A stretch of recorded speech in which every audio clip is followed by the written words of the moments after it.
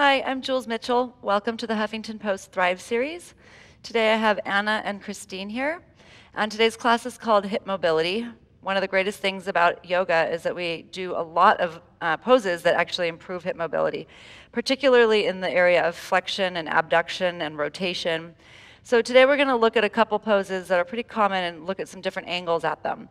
So I'm going to have both of the ladies start with tree pose. So you stand on your left leg and you bring your right leg all the way up. And you can go ahead and reach for your ankle with your hand. I'm fine with that because they know where we're going next. Nice. So when you reach for your ankle in tree pose, you're actually using some passive mobility because you're using an external force to get your leg there. You guys want to go ahead and do the other side? And one of the things that you want to keep in mind when you're doing this balance pose is that you want this standing leg to be totally neutral. So you don't want it to shift at all when you bring the leg up. If you do shift that leg, then you're not working on your hip mobility of the lifted leg at all. So the standing leg really has an important role. Okay, so go ahead and bring that foot down. Now let's do it again and test your active mobility. So how much you're actually capable of moving your hip on your own. So without your hand, please go ahead and put your right foot on your inner left leg. Many of you will challenge, so that was perfect, Anna, because she moved her hip, so she was going too high. So start again. Good, don't move this hip, just you won't go as high. You might have to be sort of right above the knee or right on the knee, and if you are, just make sure you're not applying too much pressure to the knee. You want to use the muscles of the leg to hold the leg up rather than driving it into the knee. Excellent, good. Let's do the other side. So in most people, probably you, and in both of these girls here, the active mobility is a little bit less than the passive. And we really want to start training active mobility because it's a position that you actually have control over. Nice work. So go ahead and come on down from that. Now go ahead and turn to your left and step wide on the mat. We're going to do Warrior Two pose, which is very similar in the front leg. So I'm going to have you from a wide stance with your feet parallel. I'm going to have you take the arms out to the side. We'll add a little bit of arm work in here. And then go ahead and turn your right leg all the way out. And you're turning at the hip joint. And then from here, the back leg stays very, very strong. And you just bend the knee and sink down into the pose a little bit. Excellent. Great.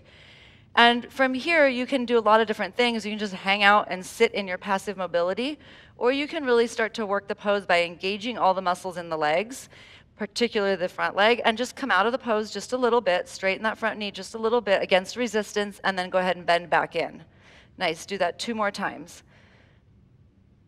And the more resistance you create, the more you're talking and communicating to the muscles of the leg so that maybe you can start to increase your active mobility. Good.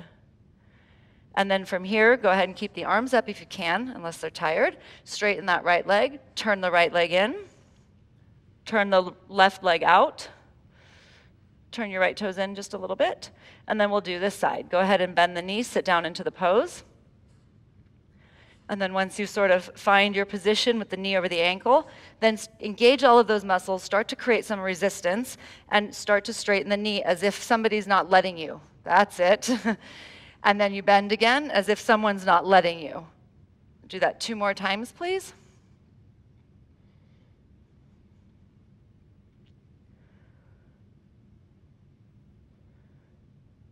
And then hold for a moment.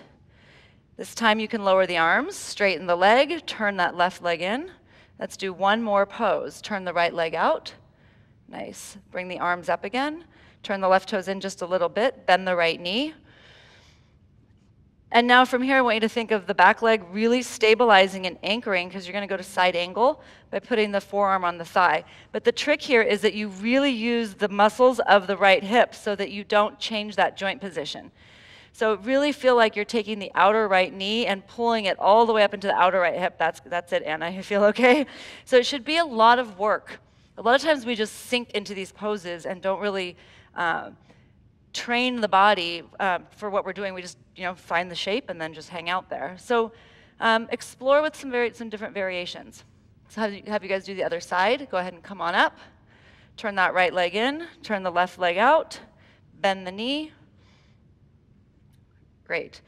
Pull from the outer left knee up to the outer left hip. Excellent. And then go ahead and bring your forearm to your thigh. Great. Just a couple breaths.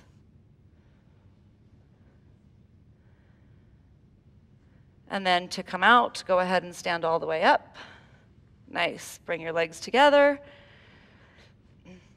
Thank you for tuning in to your daily dose of yoga. We'll see you here next week or on udaya.com.